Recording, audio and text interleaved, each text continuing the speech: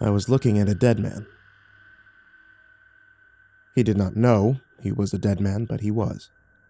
Nevertheless, I had picked up his diseased thoughts as I stood in Times Square, taking the grandeur of the human city. When this mortal barreled past me, rushing into a nearby alleyway, his thoughts trailed behind him like some loathsome miasma. He was a killer and a rapist, fleeing from his latest atrocity, desperate to bury himself in the heart of the faceless city. He thought himself a predator. But I was about to show him the true meaning of the word. Moving to the face of the alley, I took to the rooftops in a blur of speed, moving swiftly and silently as I stalked the killer below. He was rounding a corner now, heading to a nearby car park. "Not so fast, my friend," I growled, chasing my own blood as razor-sharp teeth elongated, shearing through my gums, my fingers growing like talons. Leaping high into the air, I landed hard upon his back, driving him down to the ground. Claws shearing through his clothes, tearing into his flesh as I pinned him in place. He screamed like a wounded animal as a sweet aroma of blood perfumed the air. "I'm gonna kill you now," I breathed into his ear, reveling in his fear. "But first," I said, digging my claws into his writhing crotch, "I'm gonna relieve you of this." Using all of my supernatural strength, I tore at him, gelding him in one fluid motion. He screamed then, howling in pain, but he was soon silenced as I tore open his throat and drank of his tainted blood, swallowing his life, and ultimately, all of his memories. After it was over, I tossed him into a nearby dumpster, trying to erase the faces of his victims from my mind. But I knew it would take some time. Nevertheless, I accepted it. I was damned, after all, and deserved no better. I was just starting to fade into the shadows when a voice boomed in my head, causing me to cry in pain. "Nicholas Radek, come to us." God damn them, I cursed, gritting my teeth against another psychic blast. But none was forthcoming. The Council of Elders had summoned me, and that meant now, immediately. One did not refuse an invitation from the Council, not if one wanted to keep living. God damn them, I cursed again, knowing I would have to give up the search for my daughter, Isabel. She was here, somewhere, in this vast, sprawling metropolis, and I intended to find her. But first, the council must be appeased. There was bad business ahead, perhaps killing business. I only hoped I was not the intended victim. Praying to a god who had long turned his face from me, with the sunrise hot on my heels, I headed north, on a wing and a prayer. Less than 2 days later, I stood in the frozen cavern that served as the council's chamber. Before me stood 3 great thrones, carved from the blackest obsidian. Upon them sat 2 men, and 1 woman. Together they made up the Council of Elders, the oldest, wisest, and most feared of vampire kind. "Welcome, Nicholas Radek," the woman bowed mockingly. "Keeper of the family." "Jeanette, mistress of darkness," I said, returning her bow. "What family?" the man by her side interjected. "The last of his mortal line is no more, murdered by his own daughter." "Bartholomew," I said, bowing even lower. "My daughter did not murder her brother. She merely changed him." "Yes," he stormed, leaping to his feet and pointing an accusing finger. "And whose fault is that? You converted your daughter into one of us without the consul's permission, then took a newborn vampire and housed her with a mortal." I could not deny these accusations, for they were all true. I found my daughter, Isabel, alone, dying in the chateau that I had built long ago to house and protect the last of my mortal lineage. Her own sister had been murdered, and herself brutally beaten at the hands of the invading Nazis who would dare to enter my home. Her sweet face had looked so much like that of my own long-lost daughter that I knew I could never endure the pain of her loss, and so I gave her the blood kiss, turned her into a daughter of darkness. The rest of that long night, she had reveled in her newfound powers, taking a terrible vengeance on her tormentors. Later, just as the terrible sun caressed the night, she had told me a joyous secret, that the descendants of my children still lived in the form of her younger brother, who now resided in war-torn Bucharest. The journey from Russia to Romania had been a long one. The nights were spent feeding on the dying and the desperate, of which there were plenty as the German war machine moved across the land. The days were spent hiding in ruined basements, shallow graves, till at long last we reached a grimy apartment building where the last remaining survivor of the family lived in poverty and desperation. Isabel approached first, knocking on the apartment door. She had recently fed on one of the iron guard who patrolled the nearby streets, and now, flushed with his blood, she looked more or less human. A man opened the door. He was perhaps 20, slight of build. "Isabel," he breathed, falling into her arms but quickly withdrew, perhaps feeling the cold hardness of her skin or feeling the fire that burned under her lidded eyes. But it was too late. Isabel had already caught him in her iron grip. "Invite us in, brother," she commanded. "The night is cold, and there are Germans about." "What?" he stuttered. "Of course, come in." The rest of the night was spent in deep conversation. Her brother was already aware of the family legend of an immortal protector. We did not lie to him, but told him everything from my long history to Isabel's recent conversion. After some moments of disbelief and many questions, he accepted the truth, and we started to outline a plan to escape the country and flee to England, the last bastion of hope against these Nazi invaders. But it had all gone terribly wrong.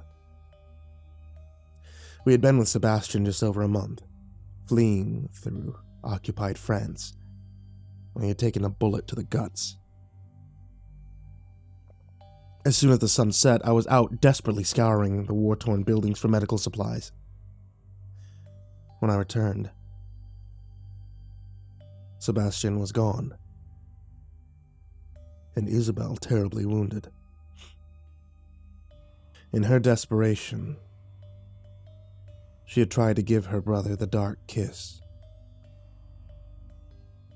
But she was too young and inexperienced, and had instead created a monster, a revenant, a blood fiend, a crazed vampire who suffered from an eternal hunger, whose craving for blood could never be fulfilled. In my despair and anger, I had quickly healed her wounds and abandoned her there, and now I sought to make things right between us, beg for forgiveness for my unjust rage. For had I not done the very same thing to her to save her own life? "Radek!" It was the third member of the council that now stood. "I hope for your sake you are listening to us." "Of course," I said, dragging myself back from the past. "I am at your service, Master Marius. What would you have of me?" "I would have your full attention, for a start," the tall man said, sitting back down and straightening the cuffs of his immaculately tailored suit. "Your son is here in the New World, tearing at its very heart. We want you to find him and bring him to justice. He is no more than a rabid beast, He must be treated the same. What Marius is trying to say, Jeanette interjected, is we want him dead. We've crossed paths with him before and done nothing. How many mortal lives have been wasted because you try to cling to your foolish humanity? This council wants him dead, and you will be our instrument in this. No, I replied. I will not destroy this child of my blood. I understand it must be done, but I will not be the one to do it. I cannot. Though I give my consent for the council to end his life, humanely and painless, if this is the only way. She laughed, but her eyes burned with anger. How arrogant you are, Lord Radek. You give your consent. If this council wishes to catch this fiend and torture him for 1,000 years, you can do nothing about it. You're wrong, Jeanette, I said, drawing closer. My body thrummed with energy. I can always kill you. Again she laughed, and I felt her own power begin to crawl over my skin like biting insects. You are old, Radek, and powerful, but you are not an elder. Not yet. And you can't possibly believe you can destroy me. Are you willing to take that risk? I spat at her. How willing are you to give up your immortality? Personally, mine means nothing to me, and I'm willing to die. Are you? She hesitated. Then, before looking over her shoulder to the other council members, as if seeking reassurance, Marius raised an eyebrow and waved her into her seat where she sat. Her crimson eyes bore into me. I'm afraid this conversation has taken a rather boring turn, he said, stroking his finely trimmed beard. Jeanette does not stand alone. The Vampire Council stands as one. An attack on one is an attack on us all, and that, Nicholas, is not something you can stand against. The order stands. You will find your son and destroy him. If you do not, your own life is forfeit, and that of your daughters too. You may not care about your own life, but you do care about hers. Now take this, he said, flicking a slender card towards me, which I plucked from the air. It's the address of a certain police detective we have on payroll. She has been investigating the vile murders your son has been committing. She's expecting you. New York. I glared at them. I just left that city to come here. Yes, Jeanette smirked. You were looking for your daughter. Yes, I replied, trying to hide my own smoldering rage. I sensed her in the city. Well then, she said, blowing me a kiss, perhaps you can have a nice little family reunion. Goodbye, Radek, Marius said, standing and fading into the shadows. Fail us, and lose all that you love. I turned, and I fled from them, Jeanette's wicked laughter chasing me into the waiting night. The following night I stood outside an apartment complex on the wind-blown street. Light seemed to burn from every window, defiling the darkness. Stood at the door was a small woman, elf-like, with brutal short hair. At my approach, she opened the door and smiled up at me. You must be Nicholas Radek. I've been expecting you. Yes. I am Nicholas Radek. Well then, please come in. Your invitation surprised me. Are you so eager to invite strange vampires into your abode? Those sanctioned by the council, yes. Besides, I was told you could help me with the spree of murders going on in the city. Perhaps, I said, following her up a narrow flight of stairs and into her apartment. What's your name? Jane, she said, sitting across from me. Detective Jane Lucenza. There was something about her that I found to be almost irritating. There was a certain smugness, a confidence around her kind that would inevitably end to her death. I smiled at her, then and let some of the hunger I was feeling bleed into my eyes.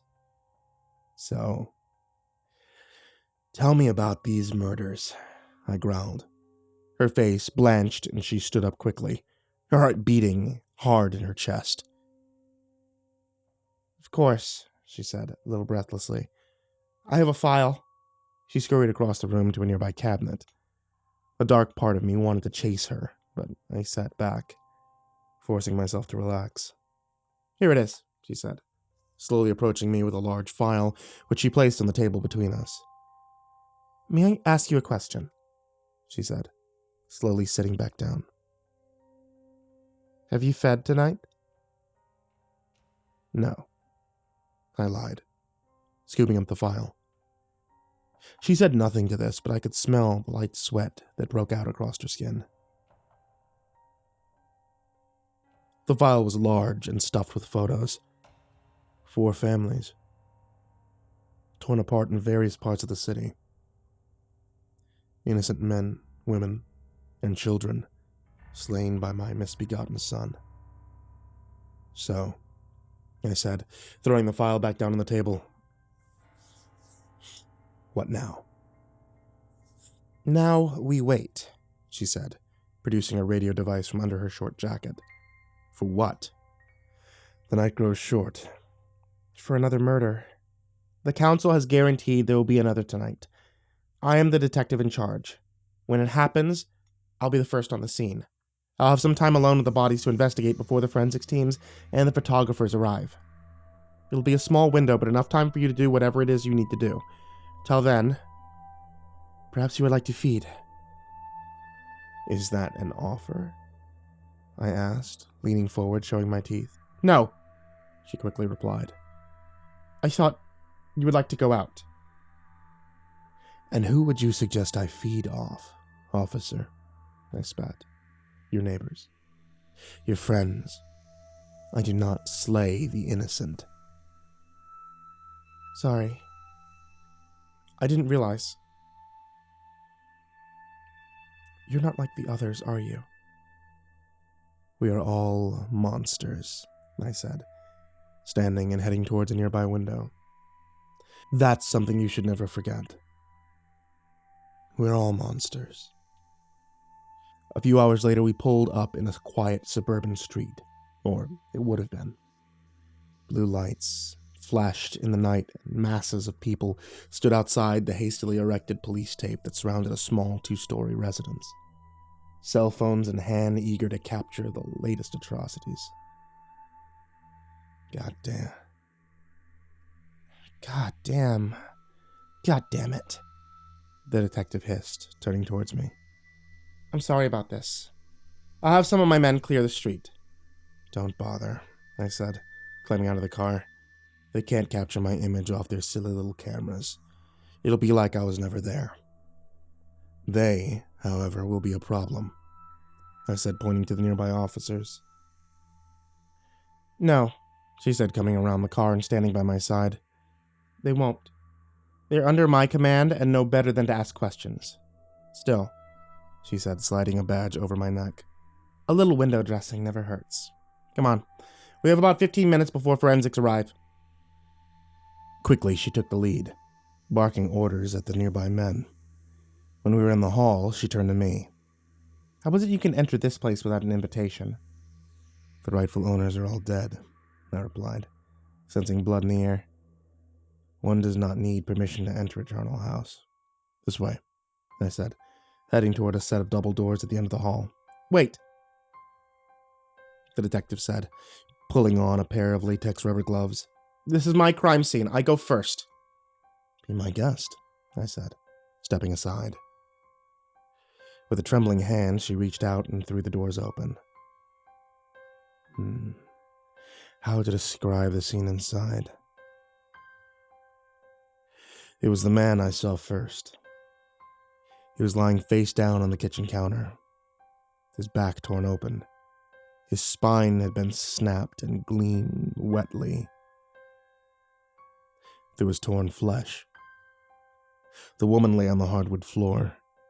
Her severed head had been laid in her gaping stomach like some obscene joke. Her bulging eyes seemed to stare up at me with mute accusation. "Mother of God," the detective said. "What kind of animal would do such a thing?" "My son," I whispered. "My son did this. The council was right. He has to die." "Your son?" she said, turning to face me. "Your son did this?" "You must leave now," I said over my shoulder as I knelt by the poor, defiled body of the dead woman. "I must do something unsightly. Guard the door. It'll only take a moment." She looked like she wanted to argue, but in the end, did as she was bid. When the door was firmly shut, I reached out a pale hand and brushed my fingers through the cold blood before placing them in my mouth. Immediately, the blood memories burned through my mind. I was in a kitchen, my husband, Ken, drinking wine when a large picture window exploded in a shower of biting glass. There was a monster in the room with us, a pale-skinned creature whose eyes burned with madness. In a blur of motion, it struck down Ken in a welter of blood. I began to scream, snarling. It turned towards me. I froze. The image there in my mind, looking at the terrible visage of my demented son. The burning eyes and blood-smeared face. I tried to look for clues to his whereabouts. Perhaps on his clothes, anything I could use to find him, but there was nothing. He wore a shredded t-shirt, torn, bloody jeans. His hair was long, straggly, covered in leaves. Apart from that, there was nothing. Sighing, I spat the cold, dead blood from my mouth. "I'm sorry," I said to the dead woman, gently stroking her hair. "I will find him. Somehow. I will find him." Just then, there came a knock from the other side of the door. "You have to get out of here now," the detective's voice was muffled. "Meet me back at my apartment. The council has decreed that you must stay with me until this is all over." I said nothing, but I fled into the night. The sound of sirens following me into the darkness. Detective Lukenza returned later that night, looking tired and more than a little pissed off. "Well," she said, standing before me, hands on hips. "What'd you find out?" "Nothing," I replied. "Only confirmation that it is Sebastian doing the killing." "So what now?" she said, stripping off her gun and pouring herself some coffee. "I don't know," I said. "But waiting for another murder is not an option. We have to find my daughter, Isabel. She is his sister, and his mother in darkness. If anyone can find him, she can." "Sounds like a plan," she said, sitting down with a sigh. I said nothing to this. When the silence drew on, she yawned and stretched luxuriously. "Well, it's getting late. I need some sleep. Come with me, Nicholas Raddick." The room she showed me to was small, with only one north-facing window, which had been painted black and shrouded with heavy black drapes. I looked around the room, which contained only a small single bed and a mirrorless chest of drawers. "Not much," she said, perhaps sensing my thoughts. "But it will protect you from the sun. Some of the council used this room when they were here on business." "What an honor," I said, climbing on the bed. "I hope you changed the sheets." She ignored this, but did not leave the room. "Of course," she said. "If the room's not to your liking, my room has some thick curtains, and the bed is somewhat bigger. You may find some warmth there, even a little comfort." "Good night, detective," I said, closing my eyes. "Wake me when the sun sets below the horizon." "Get a fucking alarm clock," she huffed, slamming the door behind her. I smiled, just as the dawn hit the horizon, dragging me down into the unfathomable depths. I was dreaming my daughter Isabel was with me, stroking my face lovingly. Her glorious face, so like that of my own long-dead children, smiling down at me with sympathy and compassion. Wake up, Father. The sun is set. We have much to discuss. I suddenly realized I was not dreaming. She was actually here, my beloved daughter, who I had not seen in over half a century. Isabel, I gasped, clasping her hand in my own. Is it really you? Yes, she replied in her musical voice. It is really me. How did you find me? You were my father in darkness. I always know how to find you. Yet, you stayed away for so long. Her smile faltered then. The last time we spoke, you were so mad at me, I thought you would never wish to see me again. After what I did to Sebastian. No, child, I said, taking her in my arms. That was my fault, as much yours. I should never have put you in such a situation, and the things I said were spoken in anger and rage at myself, as much as you. Can you forgive me, my Isabel? I already have, Father, she said, returning my embrace. Long ago. So many years wasted, I laughed, holding her at my arm's length, taking in her beauty. It was only then that I noticed for the first time the smear of blood across her lips. Where is Detective Lakenza? How did you get in here? Did she invite you in? As a matter of fact, she did.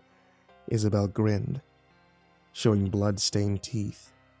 Quite an interesting character, that one. Isabel. I thrust her aside and heading out the door. What have you done? Not to worry, Father, she called after me. It was only a little sip. I found the detective slumped in a chair, weak but very much alive. I'm sorry for this, I said, kneeling before her. Why? She said, her eyes rolling back in her head. It was glorious. Isabel. I shook my head at her as she entered the room. You know we never feed off the innocent. Innocent? This one? She laughed, perching on the side of the chair beside the sleeping woman. You should have seen the things I saw in her blood. A right little vampire junkie, this one. Do you know the council even promised to make her one of us someday? Why do you think she does the things she does? She sold her body and soul for the promise of immortality. But enough about her, she said, standing up and offering her hand, which I gladly took. We have to talk, Father. About Sebastian. He's here. In the city. I've spoken with him. He's changed, Father. Every year that passes, he becomes more like himself, and the blood fever lessens in him. You've spoken to him. Where is he, Isabel? You must tell me. Your very life depends on it. My life? Whatever do you mean? The council, Isabel. They've had enough of your brother's vile ways. They've ordered me to destroy him, and if I do not, they've promised to kill you in his stead. Me? She said. What have I done? I've committed no crime. Your very existence is a crime. When I made you, I did not ask their permission. There was no time. You were dying. I did what I had to do, but when you made your brother into a monster and... He was dying, she spat. I did what I had to do. It does not matter, I said, grabbing her arm. For what we have done, they have the right to kill us, but they have promised to spare you, but only if I bring your brother to justice. He is a monster, Isabel. You must see that. Don't you ever listen, Father? She said, tearing herself from my grasp. He's changed. With every passing year, the blood madness recedes. I spoke to him last night. He did not attack, but spoke some few words to me before bolting back into his hidey hole. No, I said, trying to hold my temper. It is you that does not listen. You are blinded by your own guilt. Changed, has he? Tell that to the 2 innocent people he tore apart last night, and the family of 4 the night before that. He has to die. No, father, she said, backing away. I can speak to him. I will tell him. I will take him far from here and hide him away. You cannot hide from the council. You won't even try? She said, openly weeping now. For that, I will never forgive you. And just like that, she was gone.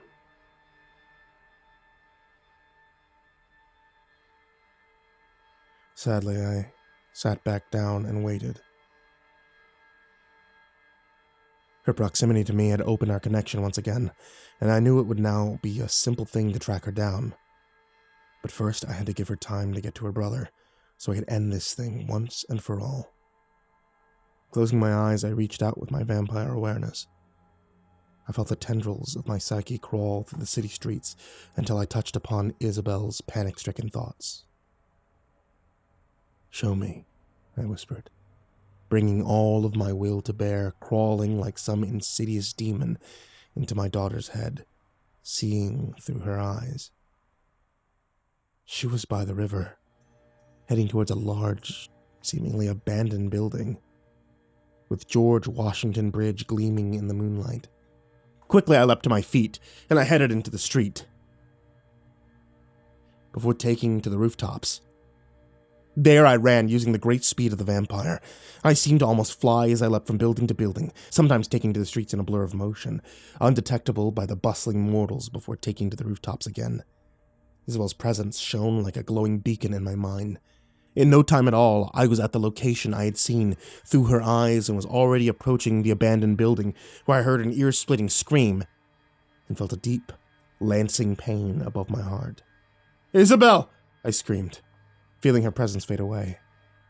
Oh, God. Oh, no! Quickly, I came on the run, throwing open the door and entering the night-shrouded building. The scent of blood was everywhere. Scanning the warehouse floor, I saw nothing, and so headed for a set of nearby stairs, feeling breathless as I drowned in my own panic.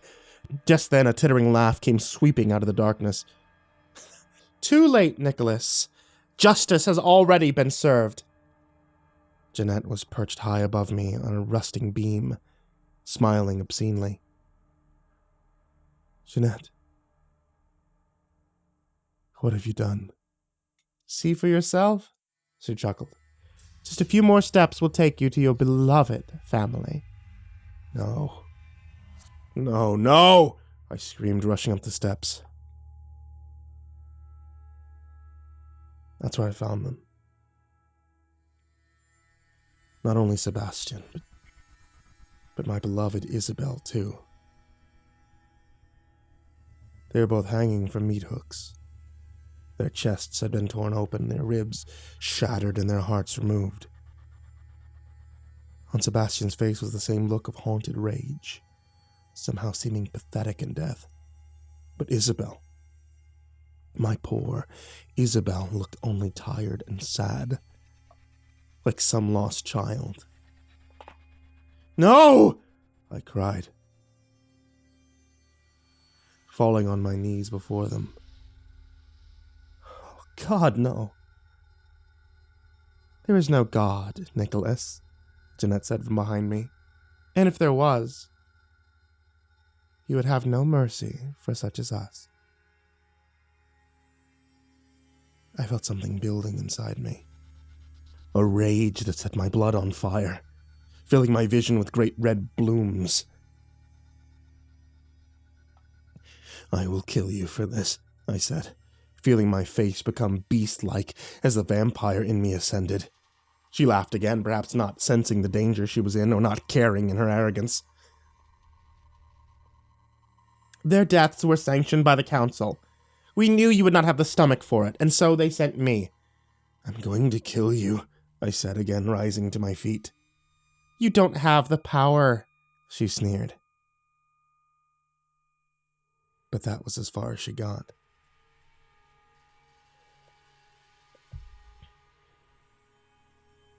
Suddenly I was upon her, my claws digging into the sides of her head as I tore into her throat. For a moment I thought that I had her, but with a scream of outrage she cast me from her, sending me flying through the air, where I landed upon the concrete floor. "You're a dead man, Radek," she hissed. "To attack a council member is a death sentence.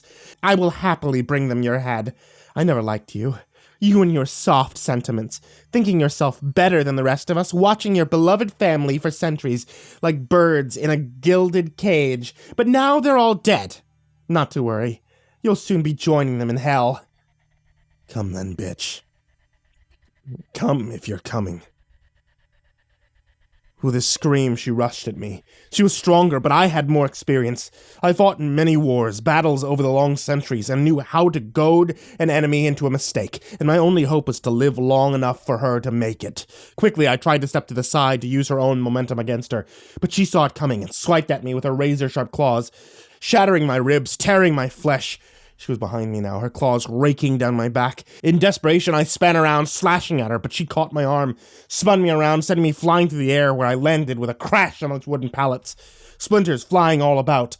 I heard a scream of agony, and I saw Jeanette staggering towards me, her hands scrabbling at her face, trying to remove the large splinters that had pierced her eye.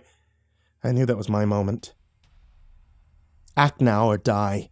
With a roar and with the last of my failing strength, I grabbed up a large jagged piece of wood and I ran at her, holding it out before me like some terrible lance.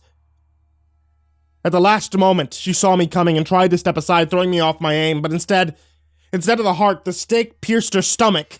And with all my might, I thrust it upwards. I felt my hand slip inside of her, relishing in the feel of her cold blood as it flowed over my arms. I raised her off her feet.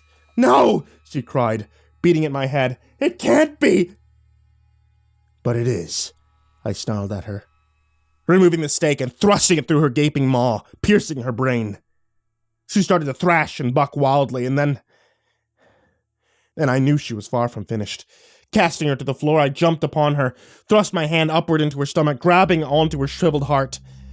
"For the family," I spat in her face, and I tore it free in a welter of blood.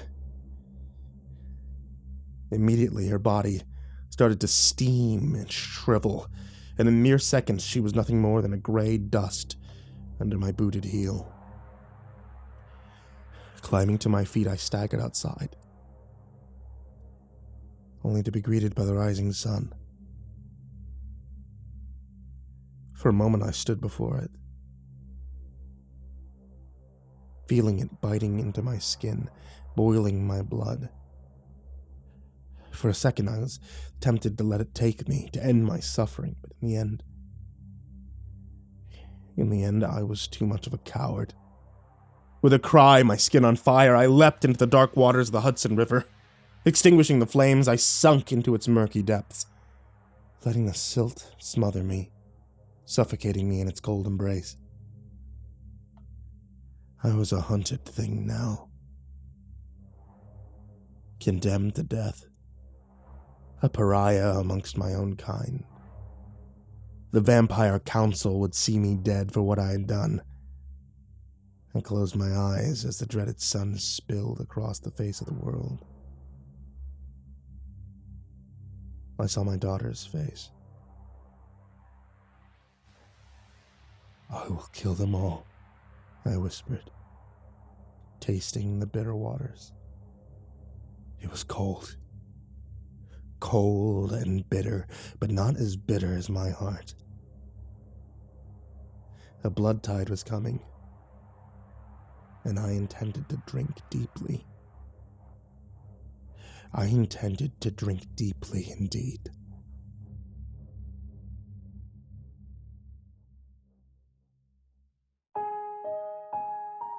Hey there kids, it's me, MrCreepyPasta, and I wanted to tell you thank you so much for watching tonight's video or listening to the podcast episode on tonight's podcast episode. You can always find the podcast at Spotify or on Google or wherever you happen to find podcasts. And if you want to hear even more from me, you can always check me out on my audiobooks. If you take a look on Audible, you can listen to Tales from the Gas Stations Volume 1, 2, and now 3 on Audible, as well as many other audiobooks that I've worked on. And I want to give a very special thank you to all of you who support me on Patreon, because quite honestly, you guys help me keep the lights on in my house. And I Can't thank you enough for that. A very special thank you to Jordan Alexander Sanchez, Ken and Lando Higuchi, Chompski, Bobby Karman, Nico Kaeo, Tristain Pelton, Chase Burnett, Deanna Kraus, G Weevil 3, Chris Lovin, Freddie Kruger, Dr. Stein and Mr. Happy, Miranda Jeffries, Hulgungshi, Justin Johnson, Raven Hart, Unknown Nobody, Michael Scharbrough, Kazan, ThisIsMyRealNameNoShit, Jason VB Wilson, InfernalOne, JimboTheHutt, Caspian, Jordan Nells, Hades' Nephew, Jordan Wayne Deckard, AcidSystem, Prozac and Pancake Appreciation Society, Cryptic Nightmares, Someone You Love, S-Man, Kiri the Sloth, Liam Newman, Sky Harbor, Caleb Dougal, Nina Smith, Raphael Rodriguez, The Ginger Bros, Aaron Stormcrow, Daniel Paulson, and Corey Kenshin. Thank you guys so much. Like, seriously, thank you guys so much. And if you would like to be able to join them, you always can at patreon.com/MrCreepyPasta. I love you guys, seriously. All of you who support on Patreon, who follow, who subscribe, those of you who listen, and those of you who lurk. Thank you for the amazing 10 years. And sweet dreams.